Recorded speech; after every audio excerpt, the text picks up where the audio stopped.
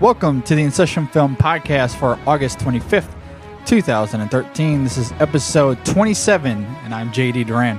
And I'm Nate Parsons. And I'm Scott Pollard.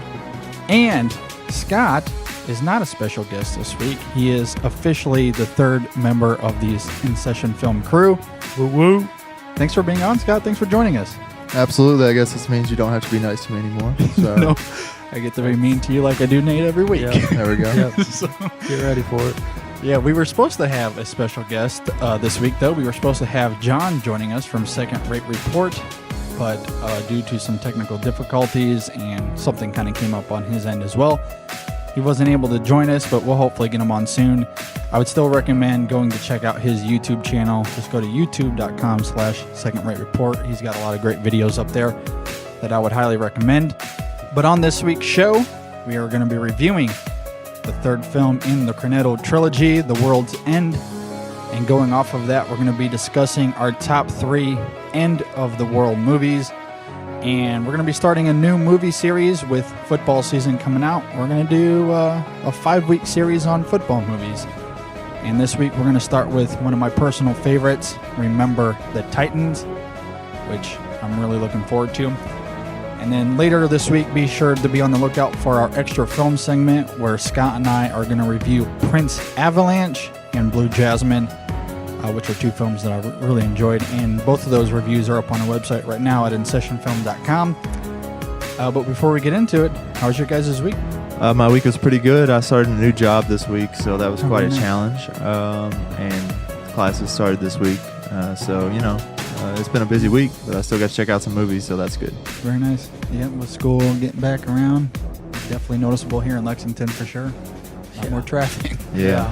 For sure. All right, Nate, how was your week? Which I know was super special for you. My week was super special, and it was also very busy. It was very busy, wasn't it? Especially the last couple nights, weren't they? Yeah, something like that. Yeah, we'll have in the bonus content this week, we're going to go into Nate Parsons' After Hours, discuss his last week. No. Please, no. Not sure I want to know.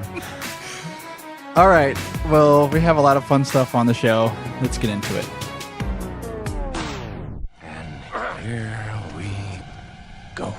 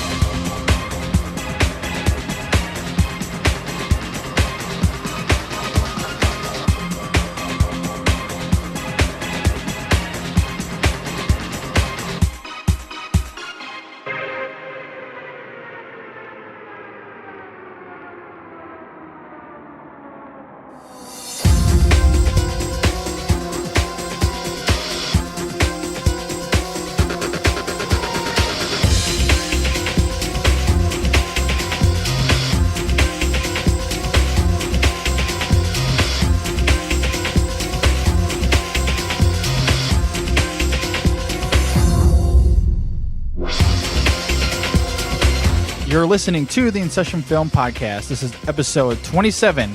And guys, we're back like the 5 Musketeers. You know The Three Musketeers is fiction, right? Written by Alexander Dumas. Well, a lot of people are saying that about the Bible these days. Good evening, Raymondo. The prodigal son's return. Hi. Who's on the guest list tonight? Come again? The Guesteos. We, sir, are doing the Golden Mile, and you have the honor of drawing first blood. What do you recommend? There's one. It's Crowning Glory. Rather fitting. How's that? I'm Gary King. Well, So tell me more. what? Crowning Glory, is it nutty? Is it foamy? Is it hoppy? Does it have a surprisingly fruity note which lingers on the tongue? Spear. We'll have 5 of those, please. No, sorry. Can we have 4 of those and a tap water, please? What?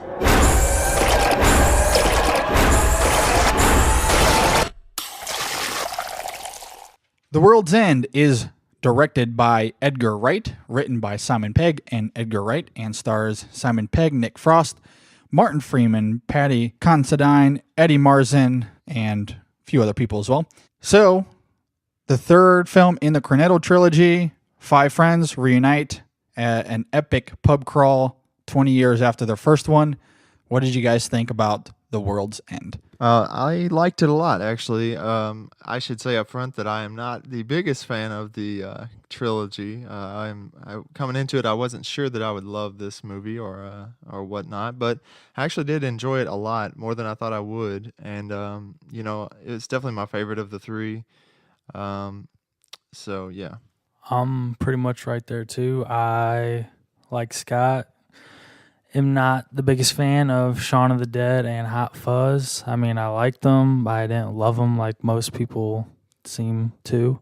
So I was a little skeptical coming into this, but I did enjoy it. I thought it kind of started off a little slow. I mean, the setup when Simon Pegg's trying to go around and get the guys to reunite and do this was it was done well, but I don't know. It just didn't really pull me in. But then once they all got together and really everything started to go down, it got pretty fun. It took some interesting turns, especially towards the end, which I really liked. And just the action. I was quite surprised at how well and how good the action was, especially considering none of these guys are action stars. But yeah, overall, I didn't love it. I just kind of liked it. Well, I guess I'm on the other side of you guys from this then a little bit, as I love this film. I'm a huge fan of the Cornetto Trilogy. I really liked Shaun of the Dead and Hot Fuzz. And what I love about these films is the play on the satire that these guys have through these films is incredible, and it's really genius. And it's usually the small things through those films that they pull off that just make these films just hysterical and a lot of fun. And I think because of the intelligence factor that they throw into these movies in terms of the satire and the play on some of this stuff, it's not for everybody. And I totally get that. But what I love about this stuff is what they're doing in terms of playing off of different genres. To me, is just a ton of fun. And like Nate said, with this film, there's a bunch of action scenes, which was a lot of fun and hilarious.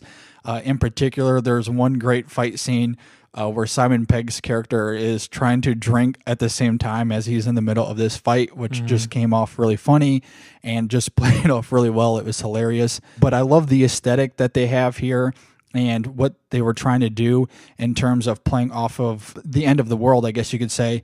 I thought was really brilliant. I thought it was really funny. And basically it was 5 friends coming together. And if you're going to have 5 British actors in a film like this, I think they came up with some of the best ones you possibly could. So the cast here is amazing. And I thought it was played off amazing. I thought the script was really good. I will disagree with Nate. I thought the beginning of it was really set up fantastically, as it kind of shows them the first time they did this when they were teenagers, and it kind of set up each one's personality really well. And it was shot just the way that Edgar Wright loves to do it. Lots of quick edits, lots of close-ups, and they do that for comedic relief. And it's not very often that you see directors using their camera to bring comic elements into a movie just on the way that it's edited and the way that it's shot. And Edgar Wright is the master of it. He's genius at it, and it's really refreshing that he's able to come up with these kind of things. And I thought the story was pretty compelling, especially toward the end. But before I get into that, the last thing I'll just say is the way that this movie was weaved in and out of the serious elements, which this movie had very serious elements, especially toward the third act, and the humor, to me, played off amazing. I don't know if I would say this is the best comedy of the year, but for me, this was an amazing end to this trilogy for sure. Yeah, and I'm glad that you like it, because I certainly didn't know. I don't want to be. I'm glad that one of us really likes the trilogy. The main thing that I got from it overall was that Simon Pegg's acting was really good, and his writing was also really good, as he seemed to be the head of the ship there. The character he played was great. I mean, it was perfect for him, and other than maybe his role in Mission Impossible 4, those 2 are my favorites that he has done. So really enjoyed that. I agree with you that the look of the film was really good. The aesthetic was way better than I thought it would be, because I didn't expect that nice of a presentation, I guess. Especially the beginning looked really sweet. The For the entire version of our podcast, be sure to subscribe to us on iTunes or on Stitcher, or check us out online at InSessionFilm.com.